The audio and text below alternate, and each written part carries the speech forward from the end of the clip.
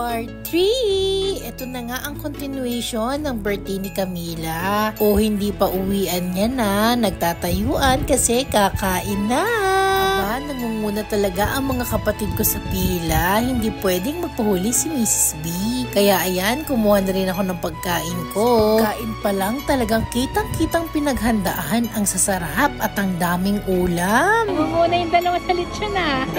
Siyempre, hindi pwedeng mawala ang Jabas lechon. Wala ang kainan sa party. Mukhang ba't hindi pa ito mga guests? Dahan-dahan lang sa pagsubo at baka sumikip ang mga dress. In fairness, ang sarap ng soup. Sakto kasi hindi ako nag-breakfast. Buti na lang lunch to. Ang sarap ng food nila ha. Kaya naman talagang nag-enjoy ako. Si Mr. B kahit busog na, sige pa rin sa dessert. After nga namin kumain, ayan, pumasok na si Princess Camila at may pasabog. Akalain mo ba naman dinala lahat ng Disney Princess? Akala ko talaga nasa Disneyland na kami.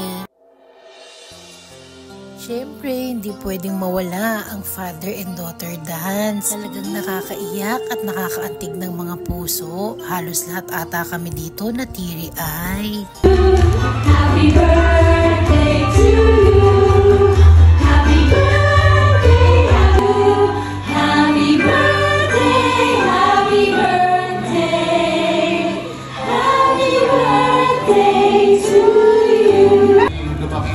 Malusog, matalino at mabait na bata. I want you to know how much I love you, anak. Ikaw ang matagal namin hiniling at pinangarap ng dati. Thank you for making me a mom. I wish lumaki kang mabait, matalino, masayahin, at magmamahal. Alright, let's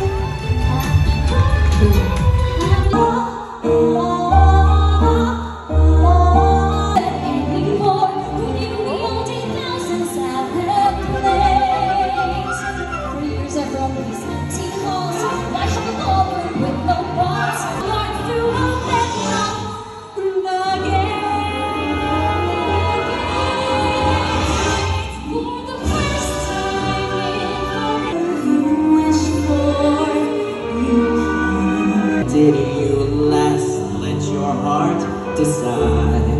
I wish I could be the perfect mom. So maybe I can go always.